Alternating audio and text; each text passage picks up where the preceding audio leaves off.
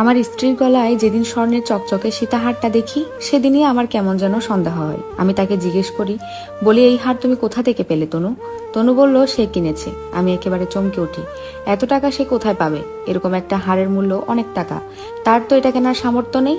ও আমার দিকে তাকিয়ে শব্দ করে হেসে উঠল, তারপর বলল, একেবারে আসল গোল্ডের মতো দেখা যায় তাই না? আমি বললাম আসলেই তো এটা। তনু আগের চেয়ে আরো জোরে জোরে হাসে, তারপর বলে, এটা ইমিটেশন, কিন্তু তুমি চিনলে না? এই জগতে আসল নকল চেনা এত সহজ না, বুঝলে? তারপর আমি আর কথা বাড়াইনি। বুঝতে পেরেছি এটা আসলের মতোই দেখতে, চকচকে, রং দেওয়া। আমি চিনতে পারিনি, কিন্তু তনুর বলা ওই কথাটা বারবার আমার কানে বাজতে লাগলো। এই জগতে আসল নকল চেনা অত সহজ না। কিন্তু এর কদিন পরে যখন আমার স্ত্রীর কাছে ভালো দামের একটা ফোন দেখি, তখন আরো বেশি খটকা লাগে। আমি জিজ্ঞেস করি, এত দামের ফোন কোথায় পেলে তুমি? তনু হাসে, তারপর বলে, তার এক বান্ধবী অস্ট্রেলিয়া থাকে, ওখান থেকে এটা পাঠিয়েছে। আমি বলি, ভালো, এমন বান্ধবী থাকা দরকার। আমার যদি এমন ধনী একটা বন্ধু বান্ধব থাকতো। তনু বলে, এমন ভাবে বলছো কেন? বান্ধবী যদি একটা ফোন গিফট করে তবে কি এটা অন্যায় হয়ে যায়? এতে মহাভারত অশুদ্ধ হয়ে যায়? আমি বললাম, আমি কি এই কথা বলেছি তনু? তনু আরো তেলে বেগুনে জ্বলে উঠে, গলা বাড়িয়ে বলে, সবাই কি তোমার মতো ছোট লোক নাকি? তোমার মতো ফকির মিসকিন সবাই 2 টাকার চাকরি করো, স্ত্রীকে ঠিকমতো কাপড় চোপড়টা দিতে পারো না, ভালো একটা রেস্টুরেন্টে নিয়ে গিয়ে খাওয়াতে পারো না, কেউ কিছু উপহার দিলে এটা নিয়ে আবার সন্দেহ করো। আমি অবাক হলাম, এটা আবার কোন ধরনের আচরণ? আমি ইচ্ছে করে আর কথা বাড়ালাম না, চুপ করে রইলাম। সে তার যা ইচ্ছা তাই বকে গেল। এরপর 2-3 দিন আমার সঙ্গে কোনো রকম কথাই বলল না, আলাদা বিছানায় শুইল। কথা বলল আরো 4 দিন পর, তখন অবশ্য সরি বলল। তার এমন উদ্ভট আচরণের জন্য সে দুঃখ প্রকাশ করলো, বলল আর এরকম হবে না। সেদিন রাগ উঠে গিয়েছিল তার। এভাবেই সময় বয়ে যেতে লাগলো। তনুকে আমি একটুও বুঝতে পারি না। মাঝে মধ্যে সে খুব আনন্দিত থাকে, আবার মাঝে মধ্যে তার ভীষণ মন ভার থাকে। আমার সঙ্গে ঝগড়া করে যে মন খারাপ হয়, বিষয়টা এরকম না। আবার আমার কোনো ভালো আচরের জন্য যে তার মন খুব আনন্দিত হয়ে যায়, বিষয়টা এটাও না। তাহলে কি এমন বিষয় আছে যে কারণে তার এই পরিবর্তন ঘটে? আমি ধরতে পারি না। আমি এর মধ্যে কয়েকবার চেষ্টা করেছি কনসিভ করাবার জন্য ওকে রাজি করাতে। বিয়ের তো কম দিন হয়নি, 5 বছর চলছে, কিন্তু সে শুনতেই পারে না এসব। রাগ দেখায়, বলে, আমাকে খাওয়াতে পড়াতে পারো না ঠিক মতো, তাহলে সন্তান এলে কি খাওয়াবে? তোমার মাথা? আমি অবাক হই। আমি খুব সাধারণ পরিবারে জন্মগ্রহণ করেছি, মোটামুটি চাকরি করছি একটা, এটা দিয়ে পরিবার নিয়ে মোটামুটি ভালো চলে যাওয়ার মতো। জাঁকজমকপূর্ণ হবে না আর কি, কিন্তু 8-10টা সাধারণ পরিবারের মতোই চলে যাবে। কিন্তু তনুর সন্তুষ্টি নেই। কেন নেই বুঝি না, অথচ তার বাবা মাও কিন্তু আহামরি ধনী ঘরের কেউ না, আমাদের মতোই।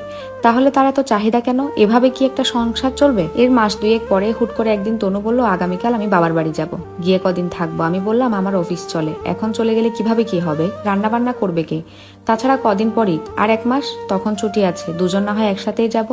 তনু বলল, আমার যা বলার তা বলেছি, আমি কাল যাব, অনুমতি দিলেও যাব, না দিলেও যাব। আমার বাড়ির জন্য খারাপ লাগছে, এখানে থাকতে ইচ্ছে করছে না, সপ্তাহখানেক থেকে আবার এসে পড়বো। আমি বললাম, তোমার যা ভালো লাগে তাই করো, আমার কথা কোন দিন আবার তুমি শুনলে? তনু আর একটা কথাও বলেনি। পরদিন অফিস গেলাম, ওখান থেকে সন্ধ্যায় ফিরে এসে দেখি নাই। ফোন দিলে বলল বাবার বাড়ি চলে এসেছি। আমার রাগ লাগলেও সহ্য করে নিলাম। আমি কেমন যেন রাগ দেখাতে পারি না, তনুর প্রতি ভীষণ দুর্বল আমি, তাই এবারেও রাগ দেখালাম না, হজম করে নিলাম। কিন্তু এর 2 দিন পর যখন একটা অচেনা মেয়ে লোক কল করলো আমায়, তখন আমার কান খাড়া হয়ে উঠলো একেবারে। মেয়ে লোকটি বলল, আপনি তনুর স্বামী আনিস সাহেব না? আমি বললাম, জি, আমি আনিস। আপনি? মহিলা খানিকটা সময় চুপ করে রইল, তারপর বলল, আপনি কেমন পুরুষ শুনি? স্ত্রীকে দিয়ে কি দেহ ব্যবসা করার নাকি? কথাটা শুনে আমার মাথা কেমন যেন চক্কর দিয়ে উঠল। এসব কি ধরনের কথা বলছে এই মেয়ে? আমি বললাম, কি বলছেন এসব আপনি?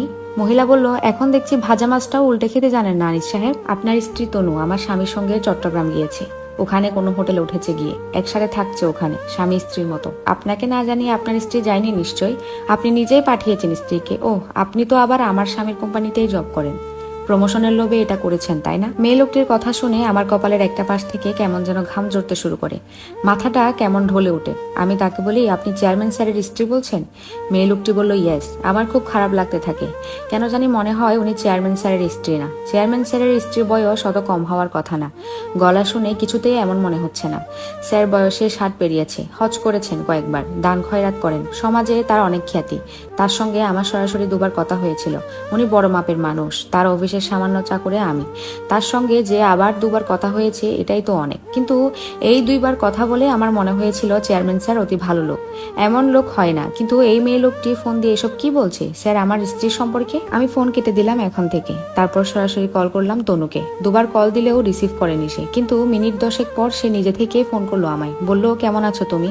আমি কথা বলতে পারছি না, চুপ হয়ে আছি, কেমন যেন দম বন্ধ হয়ে আসছে, কি বলবো তাই খুঁজে পাচ্ছি না।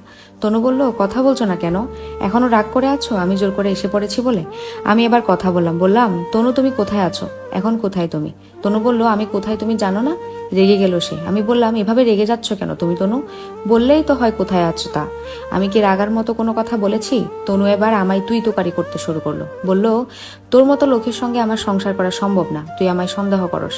বাপের বাড়ি আসতে দিতে যাস না? আমি কি খারাপ? আমি কি বাজারের মেয়ে? সে যা পেরেছে তাই বলেছে। আমি চুপচাপ সব হজম করলাম। আমি সবকিছুতেই এমন, রাগ দেখাতে পারি না। যদিও আমার মন খারাপ হয়, কষ্ট পাই, কিন্তু ও রাগটা আমার আসে না। কেন আসে না তাও বুঝি না। কখনো রাগ আসে কিনা তাও জানি না। তনুর সঙ্গে কথা শেষ করে লম্বা সময় ধরে ভাবলাম, কি করব না করব কিছুই বুঝতে পারছি না। তনু কি সত্যি সত্যি আশরাফ সাহেবের সঙ্গে গিয়েছে? গেলে এভাবে আমার সঙ্গে কথা বলার কথা না, রাগ দেখাবার কথা না। সে বরং আমার সঙ্গে মিষ্টি করে কথা বলতো, যেন আমি কিছুই আঁচ করতে না পারি। এসব ভাবতে ভাবতেই তনুর ভাই আনোয়ারকে কল করলাম। আমি বুদ্ধি করে তাকে বললাম, ভাইজান তনু কোথায়? ওর কাছে গিয়ে ফোন দিয়েন তো একটু। গল্পটা যদি আপনাদের ভালো লেগে থাকে এবং পরবর্তী পর্ব যদি শুনতে চান, তাহলে আমার পেজটাতে ফলো দিয়ে আমার পেজের সাথে থাকবেন। অবশ্যই ভিডিওগুলো শেয়ার করে দিবেন। ধন্যবাদ সবাইকে।